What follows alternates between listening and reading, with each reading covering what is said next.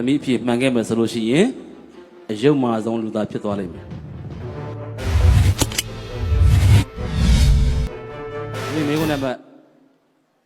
6ပြန်ပြီးတော့ဖတ်ပြမယ်အမှန်တကယ်တရားတို့မရပါဘဲလျက်မိမိကိုယ်ကိုတရားတို့ရနေတဲ့အောင်ဟန်ဆောင်ကောင်းကောင်းဖြင့်ဝန်ခံပြောကြားဝါကြွားနေသူသည်ဝတ္တလတုတ်တော်ရမည်သို့ခေါ်ဆိုရမည်နီတမီးက play or stay ကိုဘာလုပ်မလဲ play ဆက်ပြီးတော့ဖြေမယ်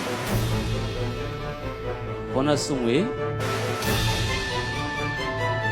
မရှိသေးဘူးအဖြေလေးမျိုးပြပါမယ် A မိစ္ဆာဒိဋ္ဌိ B သာသနာဖြင့် C ရုပ်ရင်းကြမ်းတမ်းသူနဲ့ D အယုတ်မာဆုံးလူသားအဖြေစတင်လို့ရပါပြီဒီအယုံမဆုံးလူသားပါဗျာဒီအယုတ်မာဆုံးလူသားအဖြေပြောင်းမလားမပြောင်းတော့ပါဘူးဘုံဒီမိကုန်းကတကယ်တော့ထူးဆန်းတယ်နော်ဒီကနေ့ဖြစ်နေတဲ့အခြေအနေနဲ့ကိုက်နေသလားအောင်မေးရဒီကနေ့ခင်မှလည်းပဲခုနမှာဟတ်ချလောင်းသောတာပန်ဒီနားမှာဟတ်ချလောင်းအနာဂတ်တွေဒီမှာများနေတဲ့ခင်မှာ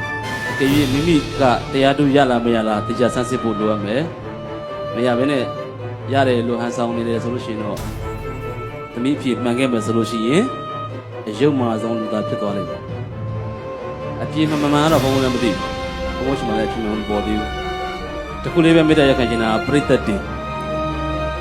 တစ်တိုင်းလည်းပဲအမြဲတမ်းပြောပါတယ်လက်ခုပ်တန်စီကံအပေးကျမ်းတာကိုအမြဲတမ်းလက်ခံပါတယ်သို့တော်လည်းပဲမိမိလက်ခုပ်တန်ဟာ